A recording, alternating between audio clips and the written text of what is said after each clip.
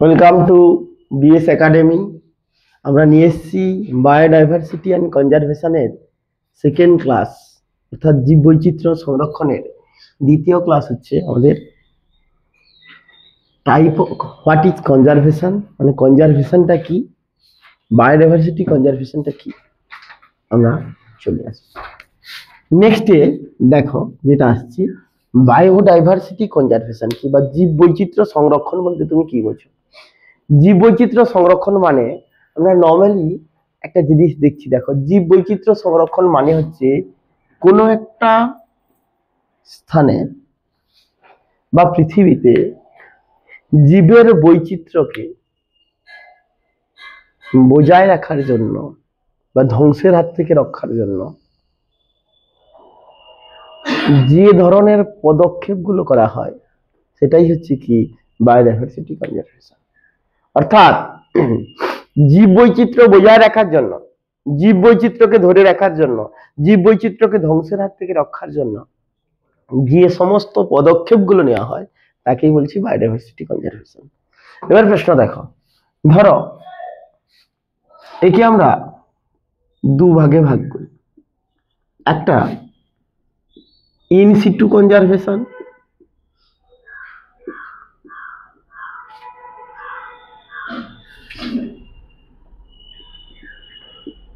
আর একটা x situ conservation.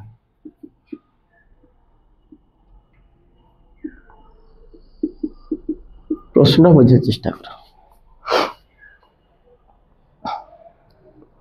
In situ conservation আর ex situ conservation.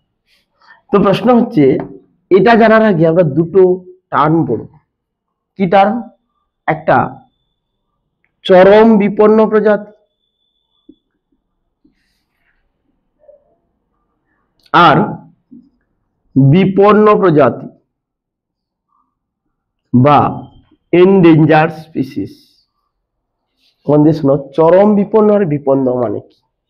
বিপন্ন মানে হচ্ছে যে সমস্ত প্রাণীরা ভবিষ্যতে বিলুপ্ত হওয়ার সম্ভাবনা আছে তাদের বলি আমরা বিপন্ন প্রজাতি। মানে মানে যে সমস্ত প্রজাতির সদস্য আগে প্রচুর ছিল, বর্তমানে মানুষের হস্তক্ষেপ, দূষণ, অন্যান্য কারণের জন্য কি হয়েছে, এদের সংখ্যাটা কমতে কমতে একটা নির্দিষ্ট পর্যায়ে এসে পৌঁছেছে। এইভাবে ভাবো আর কি। তাদেরকে বলছি আমরা কি, আমি এমনি একটা অ্যাপ্রক্স সংখ্যা দিচ্ছি, তাদেরকে বলছি কি বিপন্ন প্রজাতি। হয়েছে? চরম বিপন্ন প্রজাতি কাকে বলবো? যে সমস্ত প্রজাতির প্রাণীরা ভবিষ্যতে খুব শীঘ্রই বিলুপ্ত হতে পারে, মানে যাদের সংখ্যাটা এত বেশি মাত্রায় কম, সঠিক সংরক্ষণের ব্যবস্থা না নিলে দেখা যাচ্ছে 2 থেকে 5 বছরের মধ্যে এর সংখ্যাটা জিরো হয়ে যাবে, অর্থাৎ এটা বিলুপ্ত প্রজাতিতে পরিণত হবে। বিলুপ্ত প্রজাতি মানে কি? যার শেষ সদস্য পৃথিবীতে বেঁচে নেই, তাদেরকে বলছি বিলুপ্ত প্রজাতি। বোঝা গেছে না? যায়নি? তাহলে বিলুপ্ত মানে কি? যার the species whose last individual has dead, মানে যে প্রজাতি যার শেষ সদস্য মারা গেছে, মানে বংশের বাতি জ্বালার কেউ নেই, মানে সেই প্রজাতির কেউ নেই। যেমন ডোডো পাখি, কেউ আছে? টোটাল নেই। এটা হচ্ছে কি, আমরা একে বলছি কি বিলুপ্ত প্রজাতি বা এক্সটিংক্ট স্পিসিস। হয়েছে না হয়নি? হয়েছে। বিলুপ্ত মানে কি? তাহলে জিরো, নেই কোনো। চরম বিপন্ন মানে কি?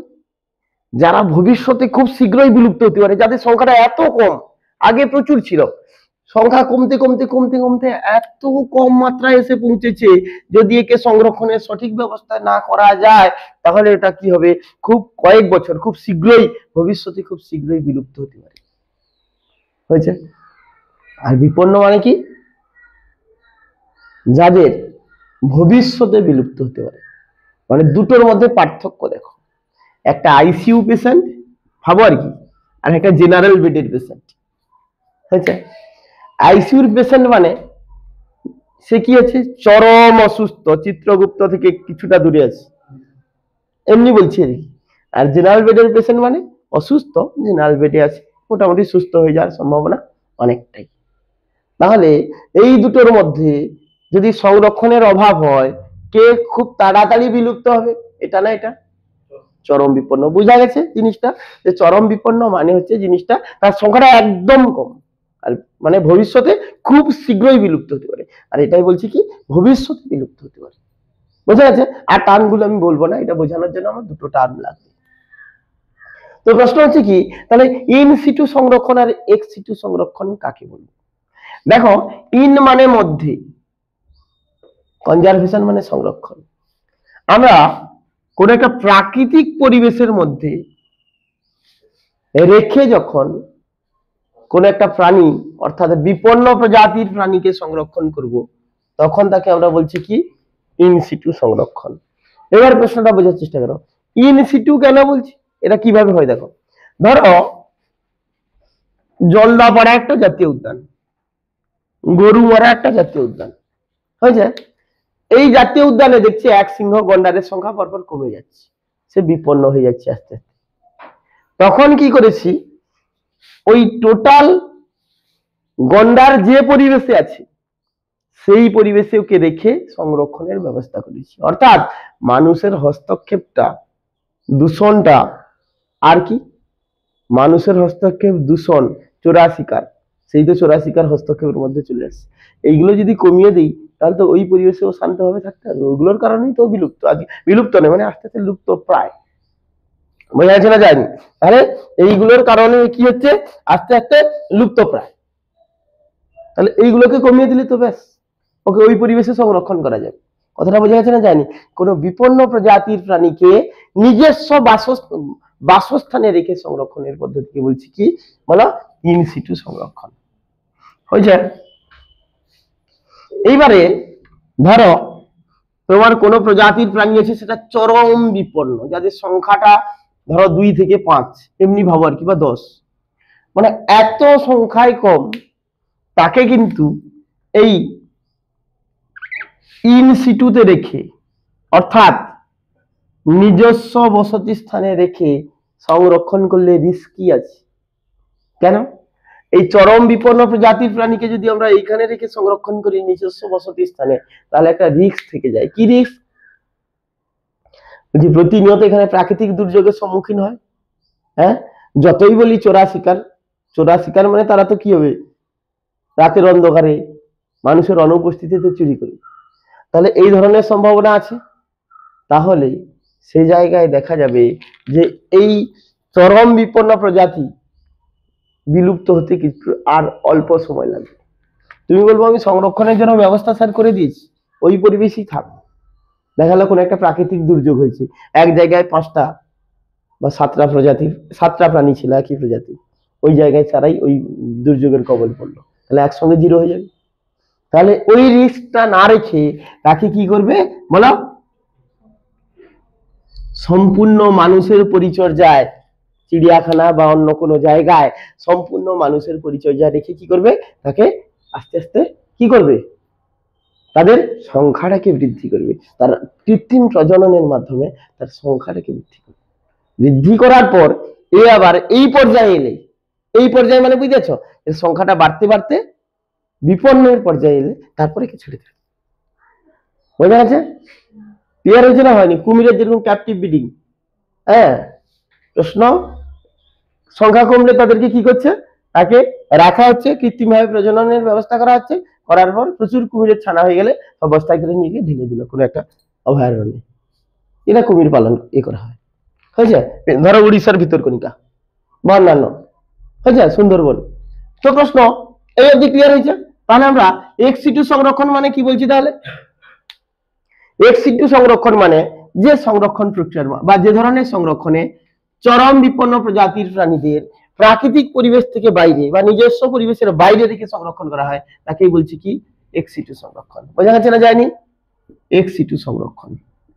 তাহলে আমরা এখানেই কিন্তু ইন সিটু এক্স সিটুর কনসেপ্টটা ক্লিয়ার হলো। ইন সিটু সংরক্ষণ আমরা কাকে বলছি? তাহলে বিপন্ন প্রজাতির প্রাণীদের নিজস্ব বসতি স্থানে রেখে সংরক্ষণ ইন সিটু, আর চরম বিপন্ন প্রজাতির প্রাণীদের নিজস্ব বসতি স্থানের বাইরে রেখে সংরক্ষণকে বলছি আমরা কি এক্স সিটু সংরক্ষণ। হয়েছে? ক্লিয়ার?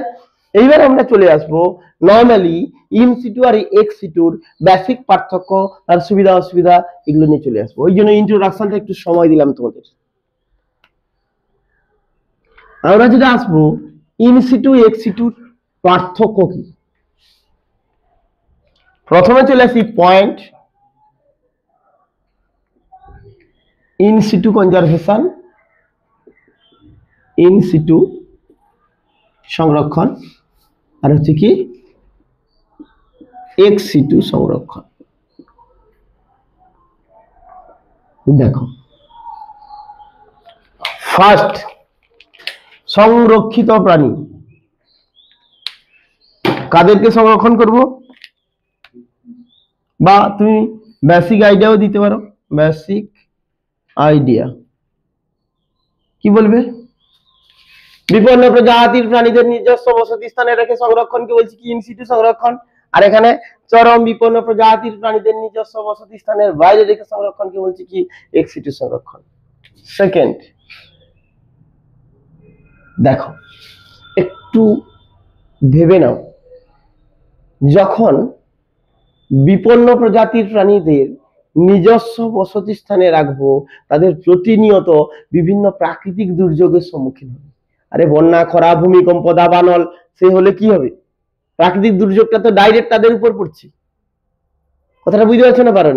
আর চিড়িয়াখানাতে রাখলে ভূমিকম্পটা না হলে ঠিক আছে, আর বাকিগুলা তো সে সেফটি। তাহলে প্রশ্ন হচ্ছে কি, প্রাকৃতিক দুর্যোগ মানে বিভিন্ন ধরনের প্রাকৃতিক দুর্যোগের সম্মুখীন হয় কারা বলো, ইনস্টিটিউট প্রাণীরা না এক্সিটিউট প্রাণীরা?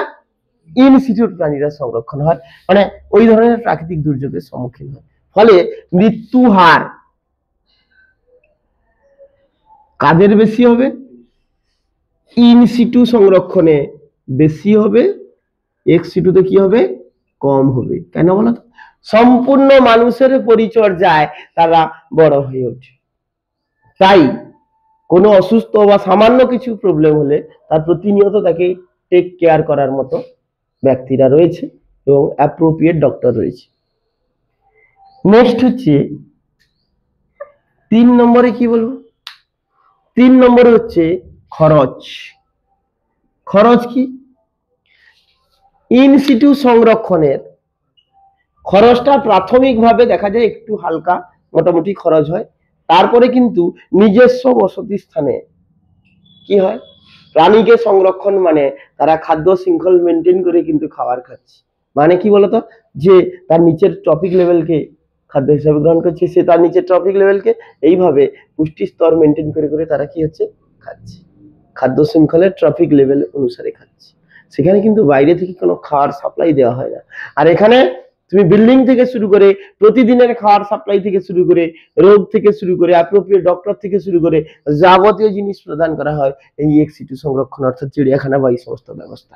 তাহলে এখানে খরচ যথেষ্ট বেশি এক্স সিটুতে, ইন সিটুতে কি হবে বলো, কম হবে। এরপর চলে আসবো অভিযোজন ক্ষমতা। কি ক্ষমতা, অভিযোজন ক্ষমতা।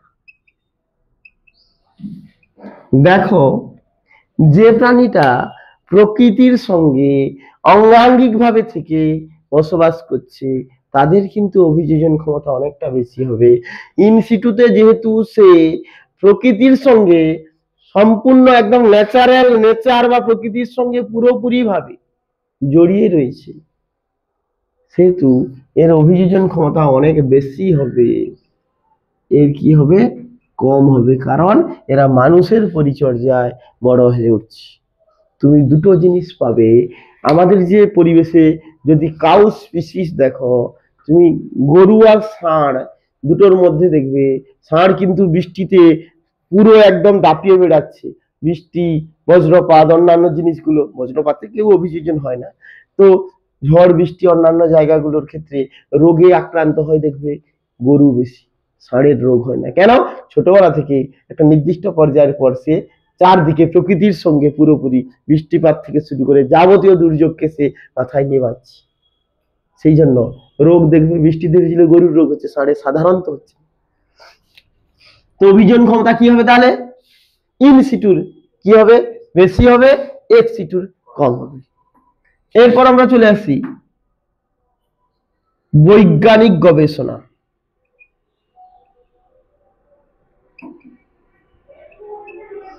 বৈজ্ঞানিক গবেষণা। দেখো ইনসিটু যেহেতু পুরো প্রাকৃতিক পরিবেশের মধ্যে নিজস্ব বসতি স্থান, আমি কি বসতি স্থানে গিয়ে বাঘের সঙ্গে ডাইরেক্ট মেলামেশা করতে পারবো?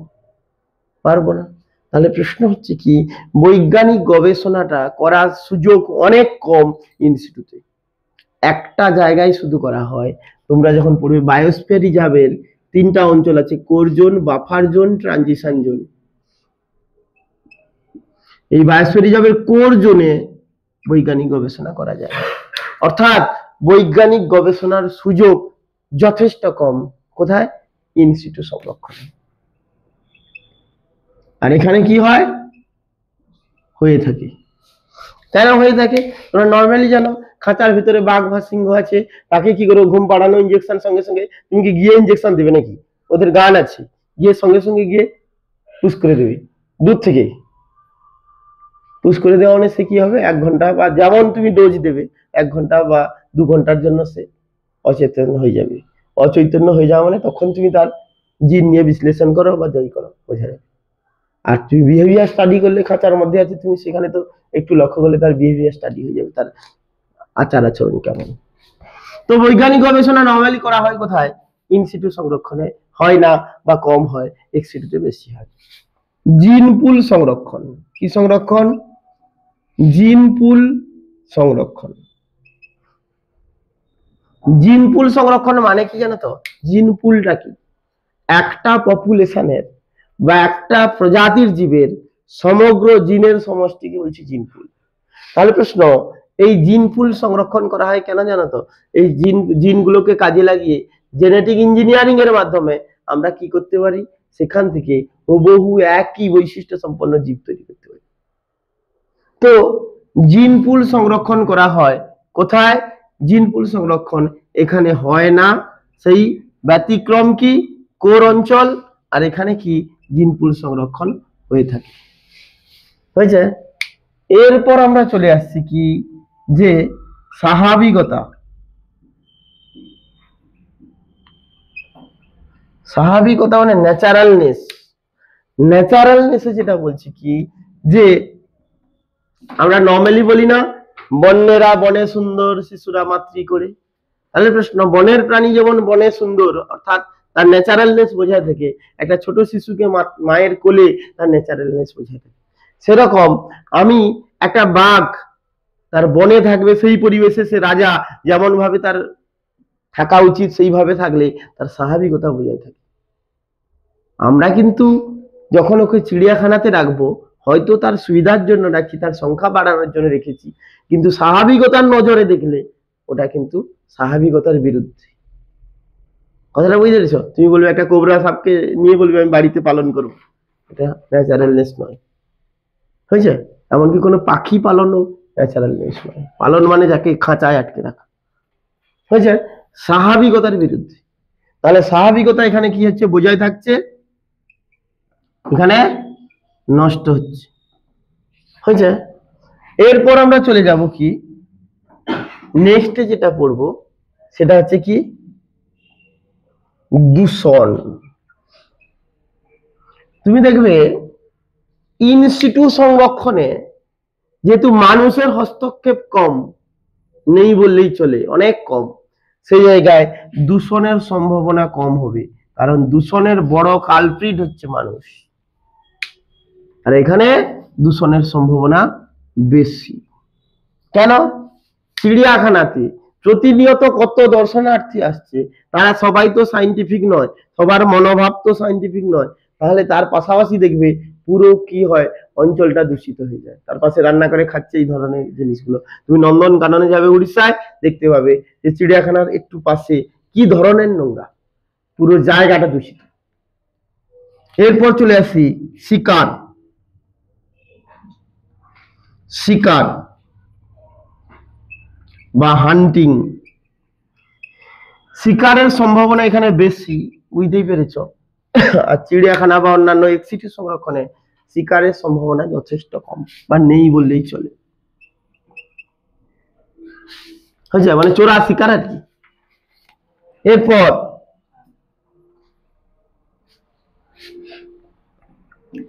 নান্দনিক সৌন্দর্যতা, দেখা যাবে নান্দনিক সৌন্দর্যতা মানে যেখানে গিয়ে তুমি কিছু প্রাণীকে পর্যবেক্ষণ করে তুমি আনন্দ পাবে, সেটাকেই বলছি নান্দনিক সৌন্দর্যতা। তো নান্দনিক সৌন্দর্যতা মানে সেখানে তুমি যদি ইনসিটু সংরক্ষণ লক্ষ্য করো, তাহলে কি তুমি সরাসরি প্রাণীর সঙ্গে তোমার ডাইরেক্ট দূরত্বটা অনেকটা দূরে হচ্ছে, বা দেখতে পাচ্ছ না। হয়তো কোনোদিন ধরো তুমি জলদা পাড়াতে গেছো, তুমি দেখবে কি দেখবে, এক সিংহ গন্ডার দেখার জন্য গেছো, তুমি দেখা গেল যে 3 দিন গেছো, সেই 3 দিন ওয়াচিং টাওয়ারে অপেক্ষা করে গেলে দেখা গেল যে কোনো এক সিংহ গন্ডারের দেখা মেলেনি। তাহলে তুমি আনন্দে আসবে না দুঃখে আসবে? যদি পশুপ্রেমী হও দুঃখে আসবে। তাহলে প্রশ্ন এখানে চান্সটা কম, প্রাণী দেখার চান্সটা অনেকটা কম। আর চিড়িয়াখানাতে যখন একটা নির্দিষ্ট সময়ের মধ্যে যাওয়া মানে সবসময় চান্স পাবে, এবং পাশ থেকে তাকে কি করবে, তার বিহেভিয়ার স্টাডি করতে পারবে, তার আচার আচরণ স্টাডি করে নিজে আনন্দ পাবে। নান্দনিক সৌন্দর্যতা এখানে কম হবে, এখানে বেশি হবে। এইগুলোই ছিল ইনসিটু এবং এক্সিটু সংরক্ষণের বেসিক পার্থক্য। এবার আমরা এখান থেকে যদি দেখি যে ইনসিটুর সুবিধা কি আর ইনসিটুর অসুবিধা কি, তাহলে ইনসিটু সংরক্ষণের অ্যাডভান্টেজ আর কি ডিসঅ্যাডভান্টেজ। সুবিধা বা অ্যাডভান্টেজ কি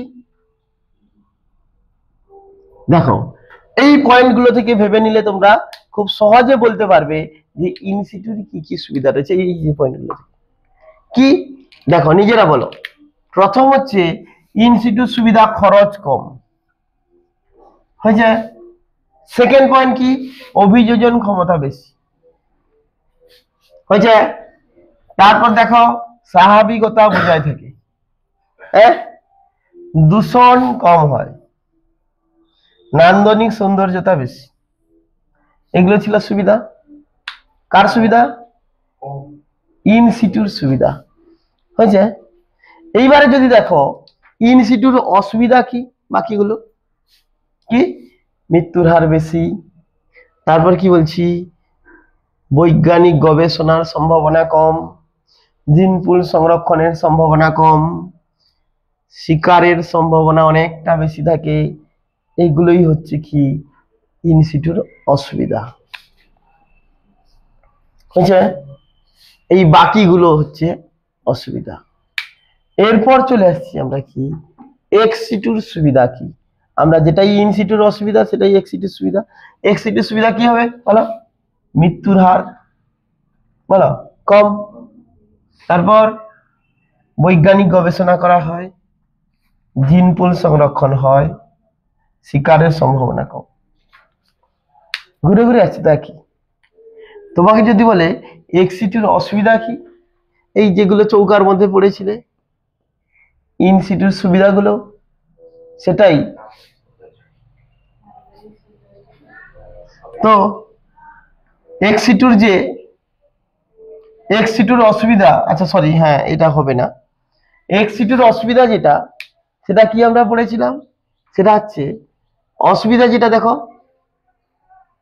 খরচ যথেষ্ট বেশি, অভিযোজন ক্ষমতা কম, স্বাভাবিকতা নষ্ট হচ্ছে, দূষণ যথেষ্ট বেশি হয়েছে। এগুলো হচ্ছে কি এক্সিটুর অসুবিধা হয়েছে। এইবারে আমরা নর্মালি যেটা পড়বো কি,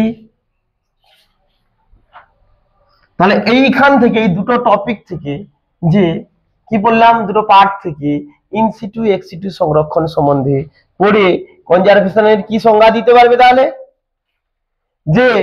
যে প্রক্রিয়ার মাধ্যমে কোনো বিপন্ন কিংবা চরম বিপন্ন প্রজাতির প্রাণীদের নিজস্ব বসতি স্থানে কিংবা নিজস্ব বসতি স্থানের বাইরে রেখে তাদের বিলুপ্তির হাত থেকে রক্ষা করা হয়, তাকেই বলছি জীববৈচিত্র্য সংরক্ষণ। যার দুটো ভাগ ইনসিটু এক্সিটু। প্রাকৃতিক পরিবেশের মধ্যে হলে ইনসিটু, আর প্রাকৃতিক পরিবেশের বাইরে চরম বিপন্ন প্রজাতির প্রাণীদের সংরক্ষণ হলে তখন তাকে বলছি কি কি সংরক্ষণ? এক্সিটু সংরক্ষণ। ক্লিয়ার হয়েছে? এইবার আমরা যেটা পড়বো যে ইনসিটুর আন্ডারে কোন কোন সংরক্ষণ ব্যবস্থাগুলো রয়েছে আর এক্সিটুর আন্ডারে কোন কোন সংরক্ষণ ব্যবস্থাগুলো রয়েছে। তো আমরা ইনসিটুর আন্ডারে যেগুলো রয়েছে সেগুলো হচ্ছে ইনসিটুর আন্ডারে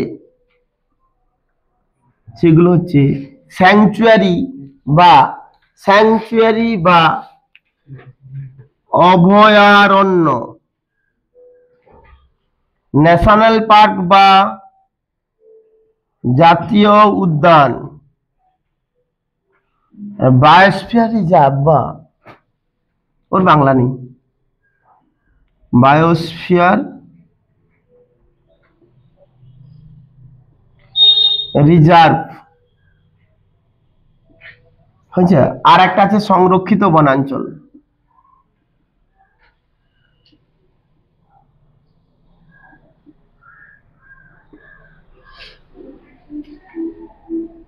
বনাঞ্চল হয়েছে।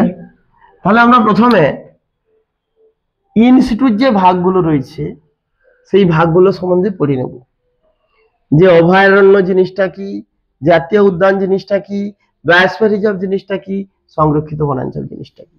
তাহলে আমরা এই তিনটা মূল জিনিস ইনস্টিটিউট, এই তিনটাকে আমরা একটা পার্থক্য সূচক ভাবে পড়ে নিলে আমাদের কনসেপ্টটা ক্লিয়ার হয়ে যাবে।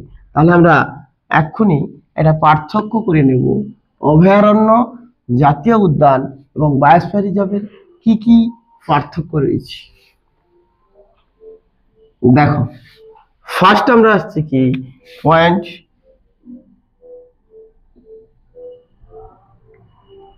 অভয়ারণ্য বা স্যাংচুয়ারি,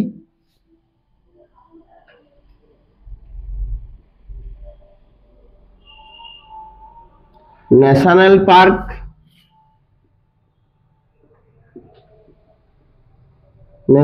পার্ক, আর কি বায়োস্ফিয়ার রিজার্ভ।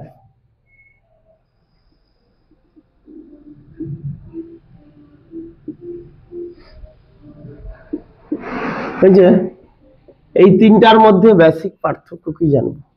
পার্থক্য জানলেই কিন্তু আমাদের কনসেপ্টটা অনেকটা ক্লিয়ার হয়ে যায়। এই তিনটা সম্বন্ধে পার্থক্য জানলে কি, প্রথমে আমরা চলে আসছি কি ফার্স্ট মূল ধারণা বা বেসিক আইডিয়া। স্যাংচুয়ারি জিনিসটা কি ভালো করে শুনবে। অভয়ারণ্য নামের মধ্যে আছে যে অরণ্যে প্রাণীরা নির্ভয়ে বসবাস করতে পারবে, এগুলো লিখবে না, টার্ম থেকে যেটা জানা যাচ্ছে অভয়ারণ্য হয়েছে। তাহলে অভয়ারণ্য জিনিসটা কি? তাহলে দেখো, কখন কোন অঞ্চলকে আমরা অভয়ারণ্য বলবো? বলছি এটা পরিচালনা করে কেবলমাত্র রাজ্য সরকার, আর সবগুলো পরিচালনা করে কে? কেন্দ্রীয় সরকার। আস্তে আস্তে আসছি দাঁড়া, কেন্দ্রীয় সরকার, এটাও কেন্দ্র সরকার হয়েছে। এর টার্গেট হচ্ছে, স্যাংচুয়ারির যে টার্গেট বা অভয়ারণ্যের টার্গেট হচ্ছে একটা প্রজাতির প্রাণীকে সংরক্ষণ করা হয়েছে। যেমন তোমাকে একটা উদাহরণ দেই, যে বক্সা ধরো একটা অভয়ারণ্য, বক্সাতে টাইগার, বাঘকে কেবলমাত্র সংরক্ষণের জন্য ওকে রাজ্য সরকার অভয়ারণ্য রূপে ঘোষণা করেছে। তাহলে অভয়ারণ্যের ক্রাইটেরিয়াটা কি? কটা প্রজাতির প্রাণীকে সংরক্ষণ? একটা প্রজাতির প্রাণীকে সংরক্ষণের জন্য রাজ্য সরকার যে অঞ্চলকে সংরক্ষিত অঞ্চল হিসাবে ঘোষণা করবে সেই অঞ্চলটাকেই বলবো কি অভয়ারণ্য। বোঝা যাচ্ছে না যায়নি? আবারও বলছি, তাহলে মূল ধারণাতে কি লিখবে? রাজ্য সরকার একটা নির্দিষ্ট প্রজাতির প্রাণীকে সংরক্ষণের জন্য ওর স্বাভাবিক বাসস্থানকে অভয়ারণ্য রূপে ঘোষণা করেছে। বোঝা যাচ্ছে না যায়নি? তাহলে অভয়ারণ্যটা কি? তাহলে যে রাজ্য সরকার একটা নির্দিষ্ট প্রজাতির প্রাণীকে সুরক্ষার জন্য ওর স্বাভাবিক বাসস্থানকে কি হিসাবে ঘোষণা করেছে? অভয়ারণ্য হিসাবে ঘোষণা করেছে। এরপর চলে আসি ন্যাশনাল পার্ক বা জাতীয় উদ্যান। জাতীয় উদ্যান আমরা কাকে বলছি, প্রশ্নটা বোঝার চেষ্টা করো। অভয়ারণ্য জাতীয় উদ্যানের কনসেপ্ট প্রায় সেম। জাতীয় উদ্যানও তুমি ধরো ভাবো জলদাপাড়া ন্যাশনাল পার্ক, এখানেও এক সিংহ গন্ডারকে সংরক্ষণের জন্য কি করা হয়েছে, ওই ন্যাশনাল পার্কের নাম করা হয়েছে। তো প্রশ্ন দেখো, ন্যাশনাল কথাটার মধ্যে দিয়ে কি বোঝাচ্ছে, জাতীয়। জাতীয় মানে এখানে কি রাজ্য সরকার দায়িত্ব নেবে না কেন্দ্র সরকার নেবে? নাম এই টার্ম থেকে বোঝা যাচ্ছে যেখানে কেন্দ্র সরকার দায়িত্ব নেবে, আর বাকি জিনিসটা একই। তাহলে কি হবে, কেন্দ্রীয় সরকার একটি নির্দিষ্ট প্রজাতির প্রাণীকে সংরক্ষণের জন্য ওর স্বাভাবিক বাসস্থানকে কি করবে, জাতীয় উদ্যান হিসেবে ঘোষণা করবে। হয়েছে না হয়নি?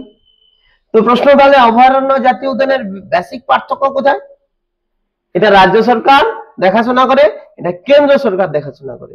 অভয়ারণ্য রাজ্য সরকারের উপর কখন ছাড়ে, যখন দেখলো জায়গাটা একটু ছোট, এলাকাটা ছোট, রাজ্য সরকার দ্বারা পরিচালনা হয়ে যাবে, তখন ঠিক আছে। যখন দেখলো এলাকাটা অনেকটা বড়, রাজ্য সরকারের পক্ষে কন্ট্রোল করা হয়তো নাও হতে পারে সুইটেবল, তখনই কেন্দ্র ওই জায়গাটাকে নিজে দেখাশোনা করে, তখন ওই জায়গাটার নাম হয় কি, বলো, ন্যাশনাল পার্ক। বোঝা গেছে? তাহলে কেন্দ্র সরকার একটা নির্দিষ্ট প্রজাতির প্রাণীকে সংরক্ষণের জন্য ওর স্বাভাবিক বাসস্থানকে কি করেছে, ন্যাশনাল পার্ক হিসেবে ঘোষণা করেছে। এরপর বায়োস্ফিয়ার রিজার্ভ, এই টার্মটা আগে ভাঙো, বায়োস্ফিয়ার কনসেপ্ট আগে ভাবো যে বায়োস্ফিয়ার কি। বায়োস্ফিয়ার মানে বলছি যে biosphere is the part of land environment where only living organism are found. মানে ধরো এটা পৃথিবী, পৃথিবীর যে অঞ্চলে জীবের অস্তিত্ব আছে, ধরো এই অঞ্চলে জীবের অস্তিত্ব আছে, কি বলছি, বায়োস্ফিয়ার। আর পুরো পৃথিবীটাকে বলছি ইকোস্ফিয়ার। এটা জড়ো, এটা জীব মিলে হয় ইকোস্ফিয়ার, তোমার লাগবে না, বুঝছে? তো প্রশ্ন, বায়োস্ফিয়ার মানে যেটা কনসেপ্ট পাচ্ছ, তাহলে কোনো একটা নির্দিষ্ট জীব নয়, কনসেপ্টে যেটা আসছে বায়োস্ফিয়ার টার্মটা থেকে দেখো, টার্ম তোমাদের লাগবে না, শুধু কনসেপ্টটা আগে বোঝো যে বায়োস্ফিয়ার কোথায় আসছে। কি বায়োস্ফিয়ার হচ্ছে সারা পৃথিবীর সেই সমস্ত জায়গা যেখানে জীবের অস্তিত্ব আছে, তাহলে এতটা হচ্ছে বায়োস্ফিয়ার।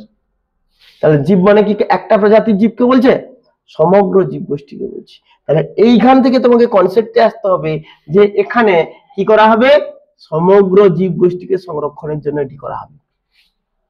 এবার সংজ্ঞাকারে কি বলবে, অবভিয়াসলি কেন্দ্র সরকার দ্বারা পরিচালনা হয়, বড় জায়গা। তাহলে প্রশ্ন, কেন্দ্র সরকার দ্বারা পরিচালিত একটি বিস্তীর্ণ জায়গা যেখানে সমগ্র প্রজাতির প্রাণীকে সংরক্ষণ করা হয়, তাকে বলছি বায়োস্ফিয়ার রিজার্ভ। হয়েছে না হয়নি? বা বলতে পারো কেন্দ্র সরকার দ্বারা পরিচালিত যে বিস্তীর্ণ অঞ্চলে সমগ্র প্রজাতির জীবকে সংরক্ষণ করা হয়, তাকেই বলছি বায়োস্ফিয়ার রিজার্ভ। তোমাকে একটা কনসেপ্ট দিলে আরো ভালোভাবে ক্লিয়ার হতে পারবে। 2012 সালের আগে সুন্দরবন ছিল পৃথিবীর সব থেকে বড় ন্যাশনাল পার্ক। মন দিয়ে শোনো, 2012 সালের আগে সুন্দরবন ছিল কি, পৃথিবীর সব থেকে বড় ন্যাশনাল পার্ক। 2012 সালের পরে সুন্দরবনের নাম হলো কি, বায়োস্ফিয়ার রিজার্ভ। কেন? প্রশ্ন হচ্ছে 2012 সালের আগে যারা পরিবেশবিদ বা যারা ট্যাক্সোনমিস্ট বা আমাদের বায়োডাইভার্সিটির যারা মেন পরিচালক দল, তারা ভাবছিল সুন্দরবনের রয়্যাল বেঙ্গল টাইগারকে সংরক্ষণ করলেই ওই অঞ্চল বদ্বীপটা সংরক্ষণ হয়ে যাবে। তখন ক্রাইসিস ছিল, রয়্যাল বেঙ্গল টাইগারের পরিমাণটা অনেকটা কমছে। সেই জন্য কি করেছিল কেন্দ্র সরকার, ওই রয়্যাল বেঙ্গল টাইগারকে সুরক্ষার জন্য ওই অঞ্চলটাকে কি করেছিল, ন্যাশনাল পার্ক হিসেবে ঘোষণা করেছিল। কিন্তু বর্তমানে তাহলে একটা প্রজাতিকে সংরক্ষণের জন্য হয়েছিল, কিন্তু এখন কেন স্যার বায়োস্ফিয়ার রিজার্ভ হচ্ছে? প্রশ্নটা হচ্ছে বর্তমানে তারা দেখলো যে সুন্দরবনে শুধু টাইগারকে সংরক্ষণ করলে হবে না, সুন্দরী গাছ বদ্বীপটা যদি না থাকে, সুন্দরী গাছ মানে সুন্দরবনের সুন্দরী গাছগুলোকে মানুষ প্রচুর পরিমাণে কাটার ফলে কি হচ্ছে বলতো, বদ্বীপটা ভূমিক্ষয়ের পরিমাণ বাড়তে বাড়তে বদ্বীপটা পরপর সংকুলান বা ছোট হয়ে যাচ্ছে। বদ্বীপটাই যদি সংরক্ষণ না হয় তাহলে বসতি না থাকলে বাঘ কোথায় থাকবে? সেটা বাংলাদেশি পালিয়ে। কথাটা বোঝা গেছে না যায়নি? সেই জন্য বলছে যে টার্গেট শুধুমাত্র বাঘ করলে হবে না, বাঘের সাথে সাথে কি করতে হবে? সুন্দরী গাছ, তার সাথে সাথে মানুষ আগে বাঁচুক। বাঁচলে তো সে যদি জীবনযাত্রা জীবিকা নির্বাহ না করতে পারে তাহলে সুন্দরী গাছকে সে তো কাটবেই। কি খাবে কি? কথাটা বুঝতে পারছো? কাঠ বিক্রি করতে হবে, মধু বিক্রি করতে হবে, এই সমস্ত বিক্রি করে তাকে তো চলতে হবে। তখন কি করছে? বলছে মানুষের আর্থ সামাজিক দিকটাও দেখতে হবে, তাদেরকে একটু স্বাবলম্বী করে তুলতে হবে, তবে যে গাছ কাটাটা কমবে। বোঝা যাচ্ছে না যায়নি? সেই জন্য বলছে যে সুন্দরবনকে শুধুমাত্র রয়্যাল বেঙ্গল টাইগার সংরক্ষণ করলে হবে না, সুন্দরী গাছকে সংরক্ষণ করতে হবে, সুন্দরবনের সমগ্র জীবকে সংরক্ষণ করতে হবে, তার সাথে সাথে কাকে সংরক্ষণ করতে হবে? দেখা গেছে মানুষের আর্থ সামাজিক দিককে, মানুষের জীবনযাত্রার মানকে উন্নত করতে হবে। সুন্দরবনে আগে আমরা গেছিলাম, অনেকগুলো প্রজাতি বিলুপ্ত হয়ে গেছে। তারা দেখতে পেয়েছে যে এই পর্যায়টা করার পর বাঘের উপর গুরুত্ব দেওয়ার ফলে অনেক প্রজাতির প্রাণী ছিল সুন্দরবনে বিলুপ্ত হয়ে গেছে। সেই জন্য তারা বাধ্য হয়ে সমগ্র প্রজাতির জীবের উপর গুরুত্ব দিল। তখনই টার্ম চেঞ্জ হয়ে গেল কি? Biosphere reserve. Clear concept?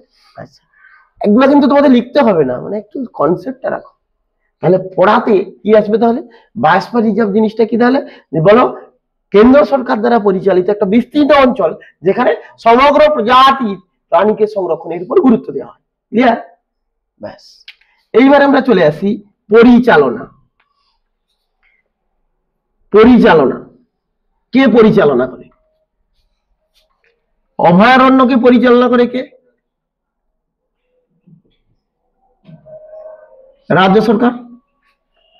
এটাকে কেন্দ্রীয় সরকার, বাকিটা এটা হচ্ছে কেন্দ্র সরকার, এটাও কেন্দ্রীয় সরকার। হয়েছে? ক্লিয়ার? এরপর আমরা 3 নম্বরে যাব। কি? এরপর যাব সীমানা। সীমানা মানে বাউন্ডারি। এবার প্রশ্ন দেখো, এই যে ধরো এটা হচ্ছে ভাবো স্যাংচুয়ারি সীমানা, এখানে বলা আছে যে মানুষের অবাধ প্রবেশ নিষেধ, মুক্ত বলা আছে, কিন্তু রাজ্য সরকারের থেকে কেন্দ্রীয় সরকার আরো বেশি স্ট্রিক্ট। দেখনি কেন্দ্রীয় শাসন জারি হবে, রাষ্ট্রপতি শাসন জারি হবে, বলে না? আগে একবার হয়েছিল ইন্দিরা গান্ধীর সময়, আমরা তখন জন্মগ্রহণ করিনি। এক জায়গায় 3 জন দেখলে মার শুরু পুলিশের, সেগুলো হচ্ছে রাষ্ট্রপতি শাসন। তো প্রশ্ন হচ্ছে কি, হ্যাঁ, কখন রাষ্ট্রপতি শাসন হয়? কোন রাজ্য যখন তার রাজ্যতে যখন খুনি, ধর্ষণ, রাহাজানি, যাবতীয় জিনিসগুলো মাত্রাতিরিক্ত ঘটে, রাজ্য সরকার যখন তাকে কন্ট্রোল করতে পারে না, তখন বাধ্য হয়ে কেন্দ্র ওইটার উপর গুরুত্ব দেয়, ওইটা শাসনের জন্য গুরুত্ব দেয়। বুঝতে পেরেছো? সেরকম সীমানা আইন দ্বারা নির্ধারিত নয়, যেহেতু রাজ্য সরকার ঘরের সরকার, হ্যাঁ, আইন দ্বারা নির্ধারিত নয়। কেউ যদি ঢুকেও যায়, একটু জাস্ট হয়তো তাকে টুকটাক জরিমানা হয়, তবে জেল তেল এত কিছু হয় না। মানে এটাকে বোঝাতে চাইছি আর কি, যে সীমানা আইন দ্বারা নির্ধারিত নয়, আইন দ্বারা নির্ধারিত, আইন দ্বারা নির্ধারিত। ক্লিয়ার হয়েছে? এরপর আমরা চলে যাব কি, ভ্রমণ মানে ট্যুরিজম। ভ্রমণে রাজ্য সরকার তো যখনই বলবে ভ্রমণের অনুমতি পাওয়া যায়, ইন জেনারেল। যখন মানে কি রাত্রে পাবে নাকি, মানে ভ্রমণের অনুমতি সাপেক্ষ, ইজিলি পাওয়া যায়। বুঝতে পেরেছ? এখানে কেন্দ্র সরকার ভ্রমণের অনুমতি সাপেক্ষ নয়, তবে কখনো কখনো পাওয়া যায়। আর এখানে ভ্রমণের অনুমতি সাপেক্ষ নয়, ব্যতিক্রম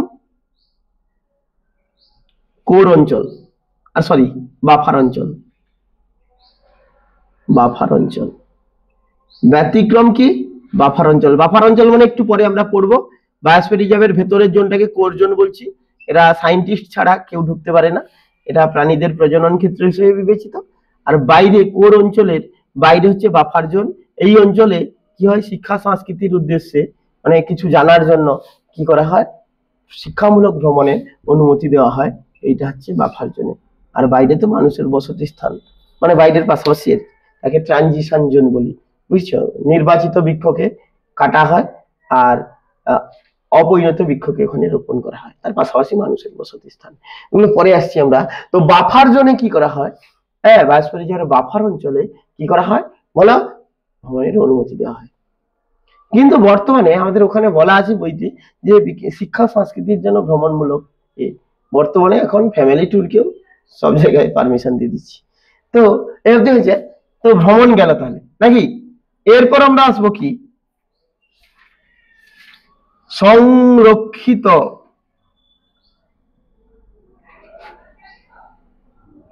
প্রজাতি। কি হবে এখানে, একটা, এখানে কটা গো, একটি, বায়োস্ফিয়ার যাবে সমগ্র,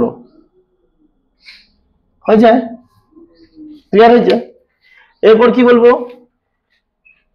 সায়েন্টিফিক রিসার্চ নাকি, বৈজ্ঞানিক গবেষণা। বৈজ্ঞানিক গবেষণা কি হয় বলো, করা হয় না, করা হয় না, এখানে কোর অঞ্চলে করা হয়, হয়েছে, ক্লিয়ার। জিনপুল সংরক্ষণ, এগুলো আগে বলেছি, করা হয় না, করা হয় না, কোথায় করা হয়, কোর অঞ্চলে করা হয়, হয়েছে। এরপর আমরা এক্সাম্পলে চলে আসবো একটা করে। এক্সাম্পলে কি আসবে, এটা বক্সা টাইগার রিজার্ভ বলে একে, এটা জলদাপাড়া গরুমারা। এটাও আগে কিন্তু কি ছিল জানো, 2012 আগে এটা অভয়ারণ্য ছিল জলদাপাড়া গরুমারা। যখনই কেন্দ্রীয় সরকার দায়িত্ব নিল তখন ওর নাম হয়ে গেল কি, ন্যাশনাল পার্ক জলদাপাড়া গরুমারা, জলদাপাড়া জাতীয় উদ্যান, গরুমারা জাতীয় উদ্যান। আর এটা হচ্ছে কি সুন্দরবন, কচ্ছের রন, এগুলো হচ্ছে কি বায়োস্ফিয়ার রিজার্ভ, হয়েছে। এই ছিল আমাদের কি না স্যাংচুয়ারি, ন্যাশনাল পার্ক, বায়োস্ফিয়ার রিজার্ভের একটা কনসেপ্ট, এটা বেসিক কনসেপ্ট, হয়েছে। এরপরে আমরা যেটা পড়বো সেটা হচ্ছে কি এই এক্সিটু সংরক্ষণের যে ভাগগুলো রয়েছে সেগুলো সম্বন্ধে পড়বো। বিশেষ কিছু নেই, ভাগগুলো আমরা জানবো। তার মধ্যে আমাদের মেন পড়ার আছে ক্রায়ো প্রিজার্ভেশন বা ক্রায়ো সংরক্ষণ। তো প্রশ্ন হচ্ছে কি, দেখো আমরা এক্সিটু সংরক্ষণের যে জিনিসগুলো রয়েছে তার আন্ডারে, যেখানে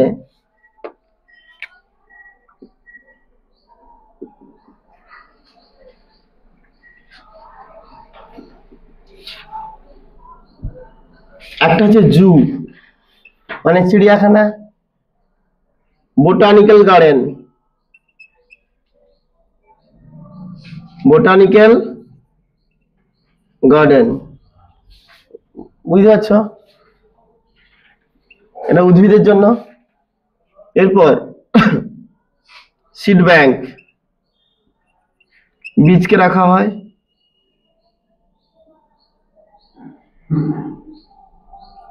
স্পার্ম ব্যাংক, শুক্রাণুকে রাখা যায়।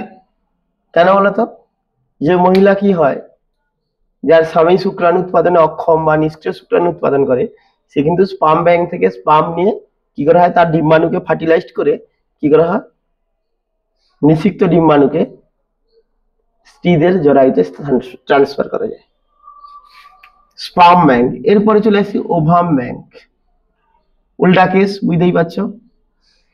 ওভাম ব্যাংক, যে মহিলা ধরো দেখা গেল কি ডিম্বাণু, নিষ্ক্রিয় ডিম্বাণু উৎপাদন হয়, তাহলে সে কখনো মা হতে পারবে না। তখনই কি হয়, আমরা ওভাম ব্যাংক থেকে কি করি বলতো, ডিম্বাণু নিয়ে আসি, আমরা নয় মানে সায়েন্টিস্ট আর কি, একটা এগ্রিমেন্ট হয় প্রথমে, ওভাম ব্যাংক থেকে ওভামটা নিয়ে আসা হবে। নিয়ে আসার পর তার পিতার স্পার্ম দ্বারা কৃত্রিম ভাবে তাদের স্পার্ম নেওয়া হয় ইনসেমিনেশনের মাধ্যমে। হ্যাঁ, সেই পিতার স্পার্মটা কি করা হয়, ওভামকে নিষিক্ত করে, নিষিক্ত করার পর যে মানে ভ্রূণটা তৈরি হবে ল্যাবে, সেই ভ্রূণটাকে কি করা হবে, ওই মায়ের জরায়ুতে ট্রান্সফার করা হবে, বুঝলে। যদি ধারণ ক্ষমতা ওই মায়ের না থাকে তাহলে অন্য ধাত্রীমা কাউকে একটা ভাড়া করা হবে লিজ কন্ট্রাক্টে, বুঝছে, সেটা টেস্ট টিউব বেবি তৈরি হবে। তো আর হচ্ছে ক্রায়ো প্রিজার্ভেশন, ক্রায়ো প্রিজার্ভেশন বা ক্রায় সংরক্ষণ হয়েছে। তাহলে আমরা প্রথমে চলে এসে এগুলোর এমন কোনো নেই। ক্রায়ো প্রিজার্ভেশন কাকে বলছি তোমরা নর্মালি জানো, এখানে বেশি পড়ার নেই। ক্রায়ো প্রিজার্ভেশন মানে এটা হচ্ছে একটা এক্স সিটু সংরক্ষণ বা ইন ভিট্রো সংরক্ষণ। এখানে ইন ভিট্রো মানে এক্স সিটু সংরক্ষণকে ইন ভিট্রো সংরক্ষণ বলি, মানে প্রাকৃতিক পরিবেশের বাইরে। তোমরা বলনি ভিভো আইপিএল এখন সিজন হয়েছে, গ্যালারির মধ্যে হয়। তোমার ইন ভিভো কনজারভেশন মানে ইন সিটু সংরক্ষণকেই বলছি।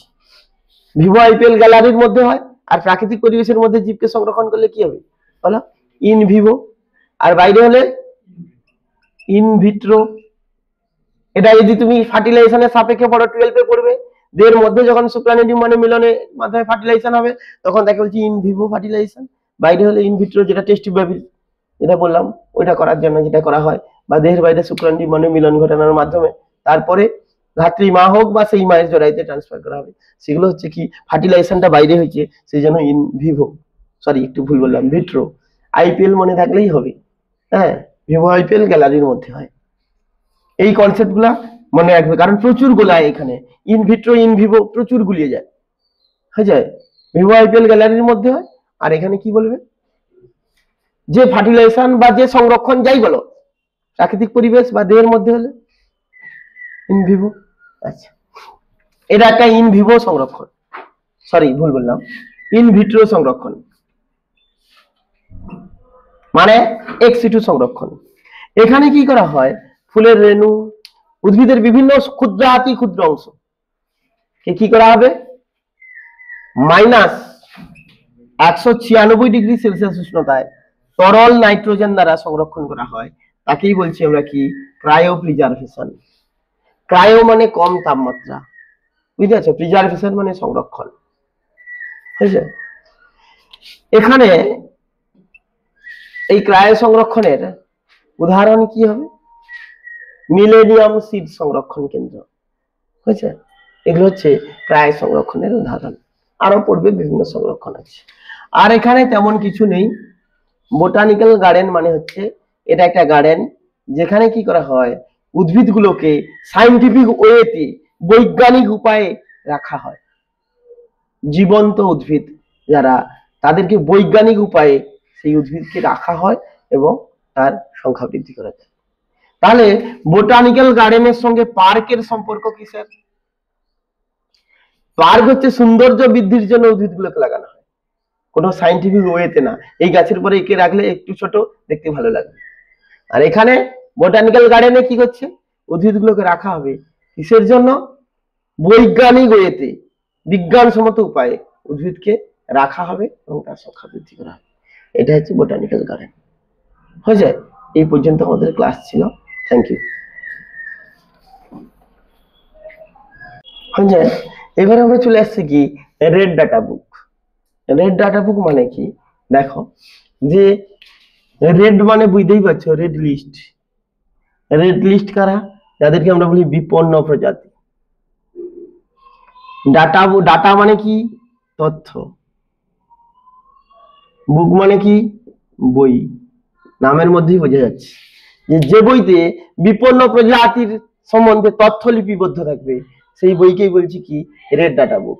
এই বইটার পরিচালনা করে যে রেড ডাটা বুকের সম্বন্ধে, মানে এগুলো কার নাম থাকবে কার নাম থাকবে না সেটা করে IUCN,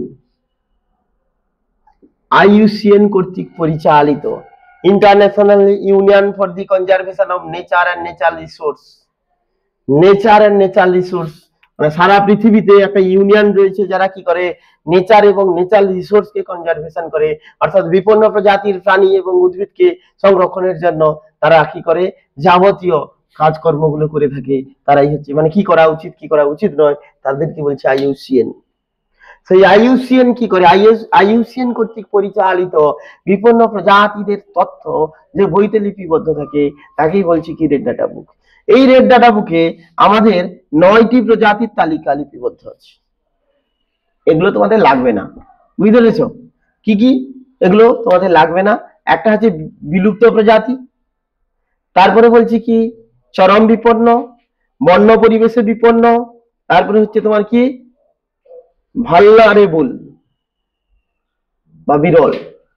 তারপর হচ্ছে বিপন্ন প্রজাতি, তারপর আমরা চলে আসছি কি লো রিস্ক, হ্যাঁ, রেয়ার স্পিসিস, এই ধরনের প্রজাতিগুলোর সম্বন্ধে বলা আছে। মানে এখানে প্রায় 9টি প্রজাতির সম্বন্ধে এর তালিকা লিপিবদ্ধ থাকে এই রেড ডাটা বুকে। মানে কাদের তালিকা লিপিবদ্ধ থাকে? 9টি প্রজাতির তালিকা এখানে লিপিবদ্ধ থাকে। হয়েছে? এই পর্যন্ত।